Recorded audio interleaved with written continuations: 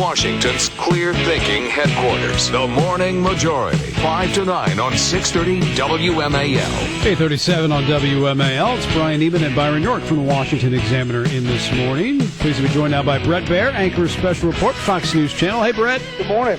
So we woke up this morning, Byron and I, and we said, oh, this is interesting. A op-ed from Barack Obama, David Cameron, and Nicolas Sarkozy. It doesn't happen very often. All three together talking about Libya. And I'll quote here from one of the paragraphs. It says, our duty and our mandate under UN Security Council number 1973 is to protect civilians. And we're doing that. It is not to remove Gaddafi by force, but it is impossible to imagine a future for Libya with Gaddafi in power. So it's more of the same. Gaddafi has to go, but we're not going to use military power to get him out. Yeah, I tell you what, this is a tough thing to sell to folks who are sitting on the couch at home watching this. You know, if you're in a war, you're in it. And, you know, we point back to Afghanistan when we asked NATO allies to fight in the south in Kandahar. And NATO, a number of the allies, had caveats in what they could and could not do. And it was frustrating to Pentagon officials and to commanders because they couldn't put those forces into the heat of the battle. We are now in this, whatever you want to call it, kinetic military action in Libya with caveats. And when you have this image of Gaddafi in cars going around Tripoli on the same day that Secretary of State Hillary Clinton says we're still committed to having him go, and then you have this op-ed saying essentially the same thing. It's tough for people to justify it in their mind, I think, that we're having any success. Bret, it seems that there's no doubt that Gaddafi's fortunes improved about the time this thing was handed over to NATO. And when you listen to what the NATO ministers are saying in Berlin, there's no military solution, no military solution. They're saying it over and over again. There's almost this subtext of them hoping that the United States will come in and help them again. I mean, is there any chance that we could see, I guess, a re-escalation of American activity in this thing?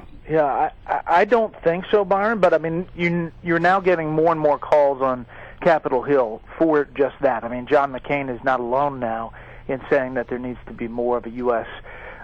re-engagement in assets. Not to do it alone, but to step up our capabilities and what we can deliver to the fight.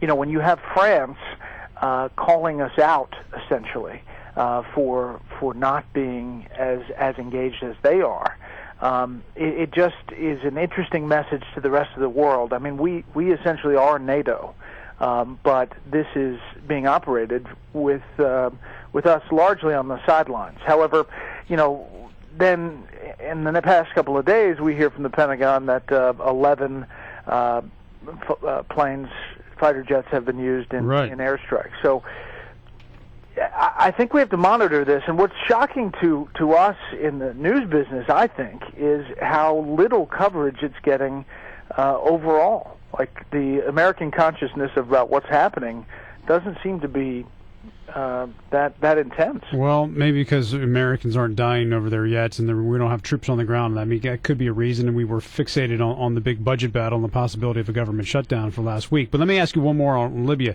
Is it possible that it's a game, it's just a waiting game, and just say, hey, we'll continue with these airstrikes, slowly help these rebels out as best we can, prop them up, and if it drags on for months, it drags on for months, but at the end of the day, we're never going to put troops on the ground. We'll just try and do it by air and wait Gaddafi out? Yeah, I mean, I think that is part of the strategy.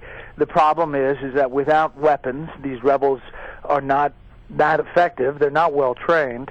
And at some point, if you get into urban fighting, where these Gaddafi forces go into these cities and commit atrocities, you're dealing with the same situation that the president said got us into. Right. It could be even worse. Could be even worse, yeah.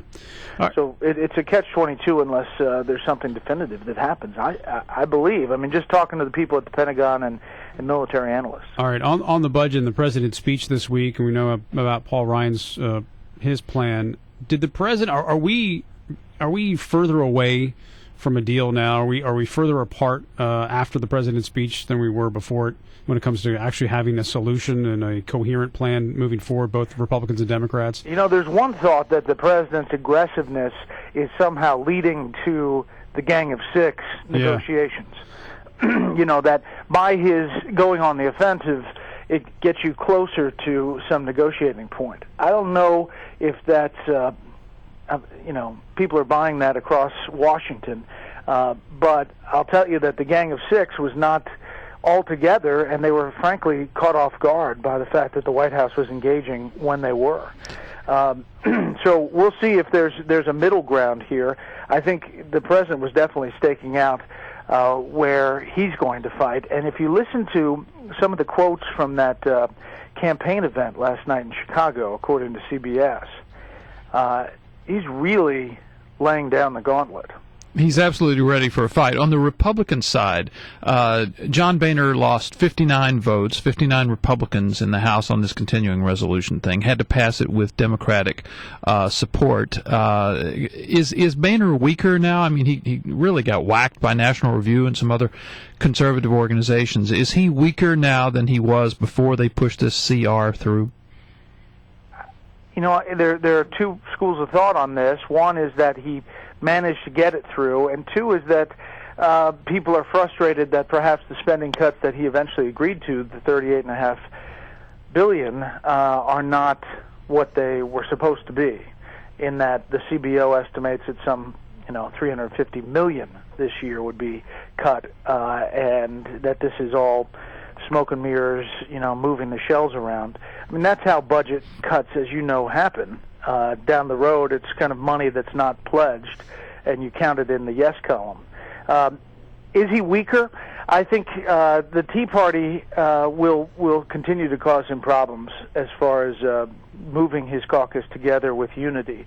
And the question is whether on this debt ceiling limit that he can kind of say the right things, do the right things to get a vote, but yet get the significant spending cuts he wants. All right, Brett. Always good to talk to you. Thanks a lot. We'll be watching later today. Appreciate your time. Okay, see y'all. Bret Baier, Fox News Channel here on WMA. I'll say this. Chris Wallace of Fox News Sunday has Tom Coburn on as one of his guests this weekend, and that's the interview that I want to watch more than any other this weekend because he is a part of that Gang of Six, and he is a conservative, no doubt about it, for senator from Oklahoma, Republican. We've had him on the show several times, and he's working to come up with some kind of a deal. Now, as you mentioned, it's going to be hard to even come up with this deal, but he has said that he thinks that he can bring in more money in tax revenue by changing some of the tax code.